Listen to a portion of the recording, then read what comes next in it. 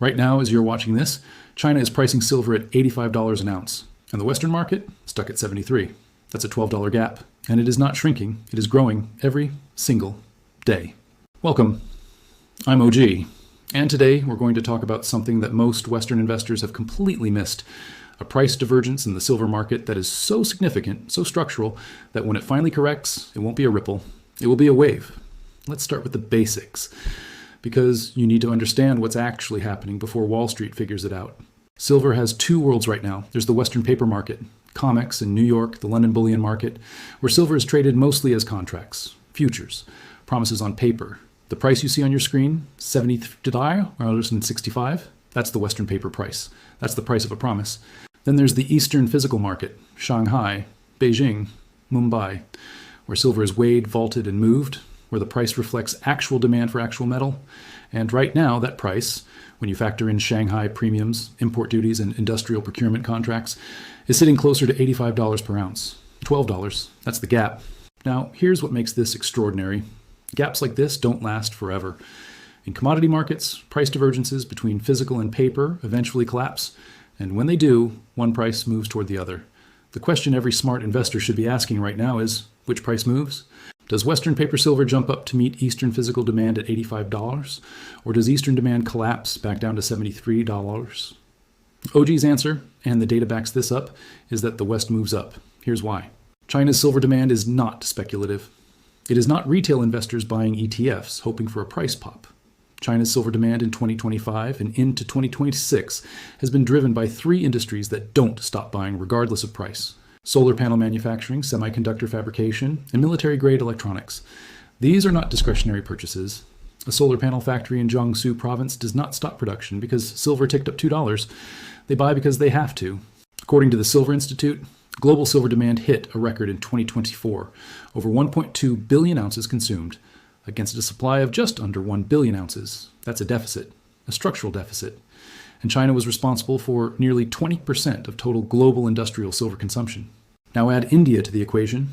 India imported over 4,500 metric tons of silver in 2024, a number that shocked even veteran commodity analysts. That's physical silver pulled off the global market, sitting in Indian vaults and flowing into Indian manufacturing. The East is not just buying silver. The East is hoarding silver at a pace the West hasn't seen since the Hunt brothers tried to corner the market in 1980. And yet, Western investors are still looking at $73 and shrugging.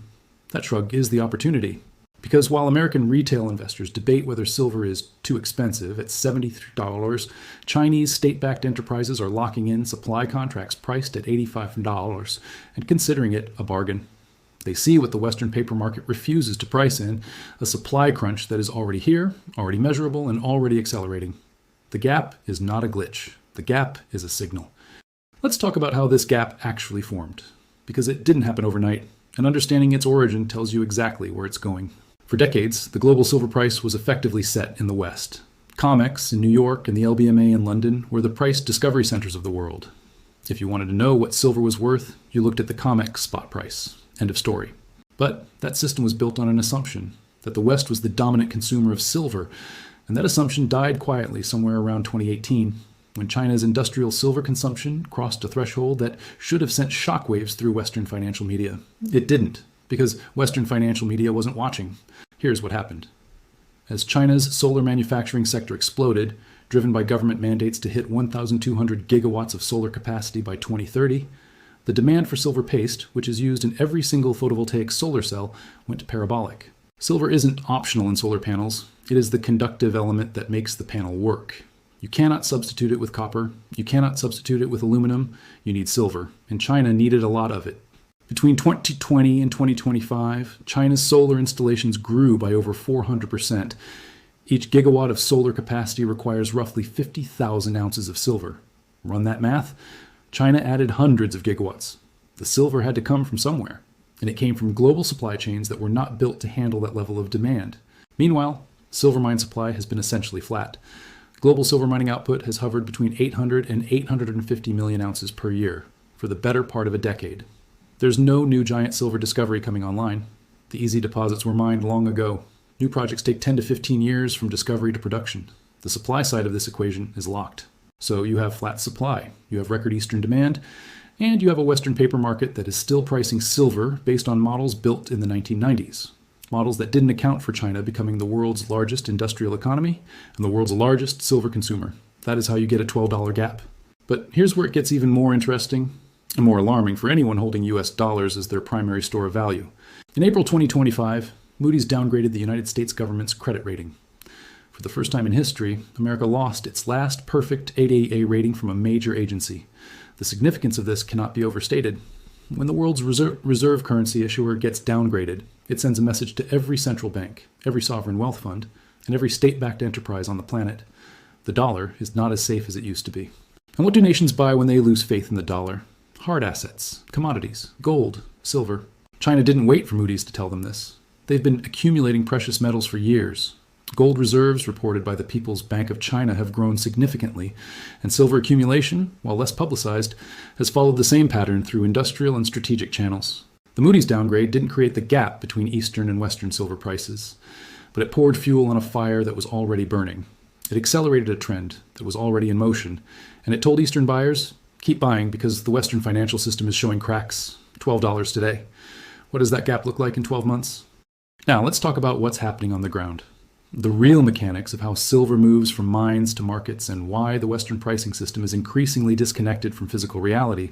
When a mining company in Mexico or Peru pulls silver out of the ground, that silver enters a global supply chain. Historically, a large portion of that supply was refined, vaulted, and priced through Western channels. COMEX warehouses in New York, LBMA vaults in London. The West controlled the pipeline. That pipeline is leaking. Over the past 3 years, COMEX silver inventories have experienced significant drawdowns. At various points in 2024 and 2025, eligible silver stocks, the metal that can actually be delivered against futures contracts, dropped to levels that raised serious questions about the market's ability to meet delivery demands. When paper contracts vastly outnumber the physical metal backing them, the paper price and the physical price begin to diverge. This is exactly what has happened. Eastern buyers, Chinese state enterprises, Indian industrial importers, Middle Eastern sovereign funds have learned to bypass Western exchanges entirely. They are going directly to refiners, directly to miners, cutting deals in yuan and rupees and currencies that have nothing to do with the dollar. They're paying premiums, sometimes significant premiums above the COMEX spot price, because they need the physical metal and they need it now. Those premiums are the $85 price. That's what real buyers, purchasing real silver, are actually paying in the Eastern market today. And here's the critical point that Western retail investors are missing. The COMEX price is not the real price anymore. It is the paper price. It is the price of a contract in a system that has fewer and fewer ounces of physical silver to back it up. Now let's talk about what happens when that system breaks, or more accurately, when it corrects. History gives us a blueprint. In 2020, when COVID disrupted silver supply chains, the premium on physical silver above spot price spiked to $5, $6, even $8 per ounce at retail. Coin dealers ran out of inventory. Refiners had waiting lists months long. The paper price said one thing. The physical market said something very different. What we're seeing now is a structural version of that same dynamic. Not a temporary supply shock, but a permanent reshuffling of who controls silver supply and at what price. Goldman Sachs, in their 2025 commodities outlook, noted that silver was among the most undervalued industrial metals relative to demand fundamentals. Bank of America has published price targets for silver reaching $50, and that was based on 2024 data before the full impact of Chinese solar expansion and Indian import acceleration was priced in. More recent analyst models, when incorporating the actual supply deficit numbers, are pointing significantly higher. The math is simple. 1 billion ounces of supply, 1.2 billion ounces of demand. Every year that deficit continues, above-ground stockpiles shrink. And as stockpiles shrink, the buyers who need physical silver pay more to get it. The Eastern price goes higher. The pressure on the Western paper price increases. Eventually, the gap closes. Not because Eastern demand cools, but because Western paper can no longer pretend the metal is worth $73 when every real buyer in the world is paying $85. That correction, when it comes, will not be gentle. It will be the moment retail investors in America finally look up from their screens, see the price of silver, and ask, how did we miss this? OG is telling you now, so you don't have to ask that question later. So what does this mean for you? Right now, today, as a regular investor watching this from the United States, let's be very clear about something first. OG does not give financial advice. What OG does is read data, connect dots, and present what the numbers are actually saying, so you can make informed decisions yourself. What you do with this information is entirely your choice. With that said, here's what the data is telling us. Silver at $73 in the Western market, while Eastern buyers are paying $85 for physical metal, represents one of the clearest price signal divergences in the commodity market today. And historically, when price divergences this large develop between paper and physical markets, they correct, and they correct sharply. The question for any investor is not whether silver will move. The data on supply deficits, Eastern demand acceleration, and Western paper market exposure is too clear for that to be seriously in doubt. The question is timing. And timing in commodity markets is notoriously difficult to predict precisely, which is why the most successful precious metals investors don't try to call the exact day. They position themselves ahead of the move and let the fundamentals play out. What are the catalysts that could close this gap faster than expected? First, a dollar shock. If the US dollar weakens significantly, commodity prices priced in dollars rise automatically. With Moody's downgrade, rising US debt levels, and continued Federal Reserve uncertainty about interest rate direction, dollar weakness is not a fringe scenario. It is a mainstream risk that every major bank's macro desk is modeling right now.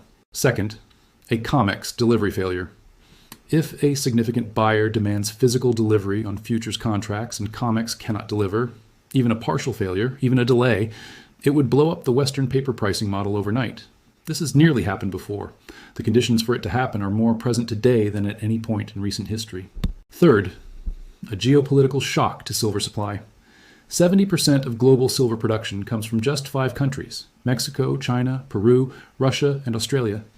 Any significant disruption to supply from these regions, trade sanctions, export restrictions, political instability, would immediately tighten an already deficit market. Any one of these catalysts, hitting a market already running a structural annual deficit of 200 million ounces, could compress the timeline dramatically. Here's the bigger picture. The gap between $73 and $85 is not just a number, it is a story. It is the story of 2 financial systems, one Eastern, one Western, looking at the same metal and are arriving at very different conclusions about its value. The East, which is buying physical silver in record quantities for industries that cannot function without it, has priced in the deficit. The West, which is still trading paper contracts in a system built for a world where Western demand dominated, has not. When the West catches up to where the East already is, and it will because physical reality always wins over paper eventually, the price discovery will be violent and fast. Silver at $73 today, China pricing it at $85 today. The gap is growing. The investors who understand this gap, who position themselves before the correction, are the ones who will look back on this moment and say, that was the window, that was the opportunity. Don't let the paper price fool you. The real price is already $85. The West just hasn't admitted it yet. Invest with logic, not hype. OG out.